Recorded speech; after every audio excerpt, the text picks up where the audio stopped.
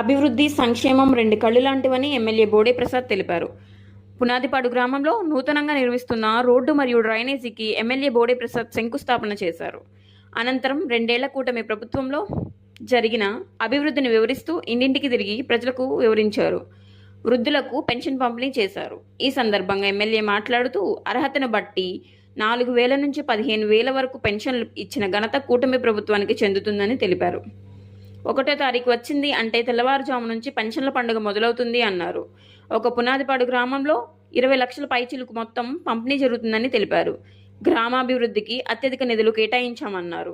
గడిచిన నెలలో ఒక కంకిపాడు మండలంలోనే 5.5 కోట్లు అభివృద్ధి పనులకు కేటాయించామని తెలిపారు. అభివృద్ధి విషయంలో రాజీ పడకుండా పనులు చేస్తామని ఎమ్మెల్యే పేర్కొన్నారు. కాదు రేపు వచ్చే తీసుకోవా, ఓ రోజు రాకపోయినా ఇబ్బంది పడదా? ఇబ్బంది ఏం లేదా? ఓకే అమ్మా. ప్రతి నెల 1వ తేదీ వచ్చిందంటే వితంతులకి, వృద్ధులకి, వికలాంగులకి ఎవరైతే పెన్షన్ లబ్ధిదారులు ఉన్నారో 1వ తేదీ పండగలాగా చేసుకుంటా ఉన్నారు. ఎందుకు అనంటే 4,000 రూపాయలు, 6,000, 15,000, 10,000 రూపాయల పెన్షన్లు వాళ్ళ పరిస్థితిని బట్టి పంపిణీ చేయటం జరుగుతోంది. 1వ తేదీ ఉదయం 7 గంటలకల్లా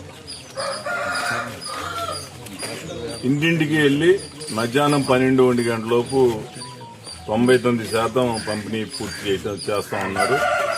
ఈ సందర్భంగా సిబ్బందిని కూడా అభినందిస్తా ఉన్నాం. ఈ ఒక్క గ్రామంలో 618 పెన్షన్లు, పునాదిపాడులో 618 పెన్షన్లు డిస్ట్రిబ్యూషన్ ప్రతి నెల 1వ తేదీ చేస్తా ఉన్నారు. 26,38,000 రూపాయల దాకా ప్రతి నెల ఇవ్వటం జరుగుతూ ఉంది. ఇది కాకుండా పునాదిపాడు గ్రామానికి సంబంధించి మొన్న ఎన్ఆర్జీఎస్ లో కూడా పెద్ద ఎత్తున నిధులు కేటాయించి అభివృద్ధి చేశాం.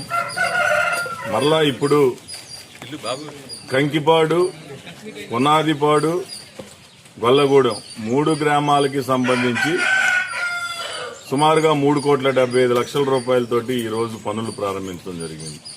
ముఖ్యంగా పునాదిపాడు బందరు గన్నవరం రోడ్డుకి ఇరువైపులా, కంకిపాడు గన్నవరం రోడ్డుకి ఇరువైపులా డ్రైనేజీ సిస్టమ్ డెవలప్ చేస్తా ఉన్నాం. వర్షం పడితే రోడ్డు మీదకి నీళ్లు వస్తా ఉన్నాయి, రోడ్డు అంతా డ్యామేజ్ అవుతా ఉంది. అందుకనే ఎన్నిసార్లు ప్యాచ్ వర్క్ చేసినా, ఎన్నిసార్లు రోడ్డు వేసినా కానీ ఆగట్లేదు. R&B మార్జిన్ వరకు కూడా డ్రైనేజీ వెళ్ళిపోయి అటు సైడ్ ఇటు సైడ్ కూడా ఊరి చివరి వరకు కూడా డ్రైనేజీ డెవలప్ చేస్తా ఉన్నాం. అలాగే ఇంకా అంతర్గతంగా రోడ్లు ఎక్కడైతే ఉన్నాయో అవి కూడా చేయబోతా ఉన్నాం. అలాగే కంకిపాడు కూడా ఎప్పటి నుంచో దీర్ఘకాలికంగా పెండింగ్ ఉన్న పనులన్నీ కూడా పనులు ప్రారంభించాం.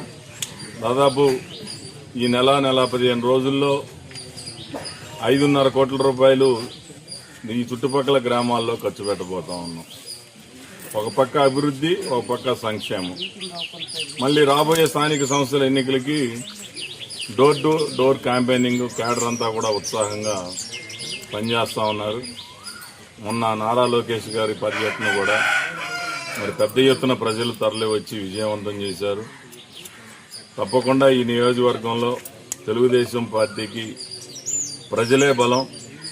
ప్రజలకి ఏ విధంగా మనం ఎప్పుడూ కూడా అందుబాటులో ఉండటం, అభివృద్ధి చేయడం, సంక్షేమం చేయడం, ఏ విషయంలో కూడా రాజీ పడకుండా చేస్తా ఉన్నామని ఈ సందర్భంగా తెలియజేస్తూ ప్రజాదరణ ఎప్పుడూ తెలుగుదేశం పార్టీ కూటమి ప్రభుత్వానికి ఉంటుందని తెలియజేస్తూ సెలవు తీసుకుంటాం.